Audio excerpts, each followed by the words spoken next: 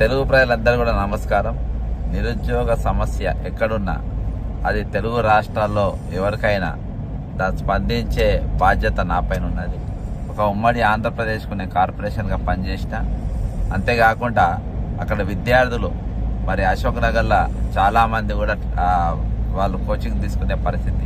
మరి ఈ క్రమంలో గత కొద్ది రోజులుగా గ్రూప్ 2 పరీక్ష వాయిదా వేయాలని శాంతియుతంగా న్యాయంగా పోరాడుతున్న ఆంధ్రప్రదేశ్ నిరుద్యోగులకు నా సంపూర్ణ మద్దతు ప్రకటిస్తున్నా. ఈ గందరగోళం పరిస్థితుల మధ్య నిరుద్యోగులు ఎలా ప్రశాంతంగా పరీక్ష రాస్తారు అనే ఒక సందేహం మరి చంద్రబాబు గారికి కూడా రావాలని మరి చంద్రబాబు గారు వెంటనే గ్రూప్ 2 పరీక్షను 3 నెలల వాయిదా వేయాలి.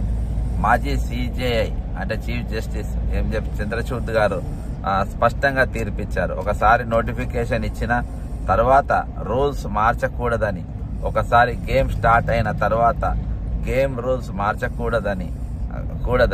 ఇప్పుడు మేఘాల మీద పరీక్ష పెడితే పరీక్ష రద్దు అయ్యే అవకాశం ఉంది.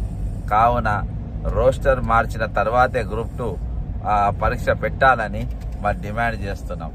మరి తర్వాత ఈ పరీక్ష పెట్టినాక మరి ఈ ఎగ్జామ్ క్యాన్సిల్ అయ్యే అవకాశాలు కూడా దట్టంగా ఉంది. కాబట్టి ఆ పరిస్థితి రాకముందే మరి చంద్రబాబు గారు వెంటనే ఈ పరీక్ష మరి వాయిదా వేయాలని చెప్పేసి ఆంధ్రప్రదేశ్ నిరుద్యోగుల తరఫున మరి మేము ఆంధ్రప్రదేశ్ ప్రభుత్వాన్ని చంద్రబాబు నాయుడు గారిని మేము డిమాండ్ చేస్తున్నామని తెలియజేసుకుంటూ మరి ఒకవేళ పరీక్ష పెట్టినా కానీ అది ముందు ఎందుకంటే రోస్టర్ క్రమం పాటించలేదు కాబట్టి ఇది ఖచ్చితంగా రద్దే అవకాశాలు ఉన్నాయి.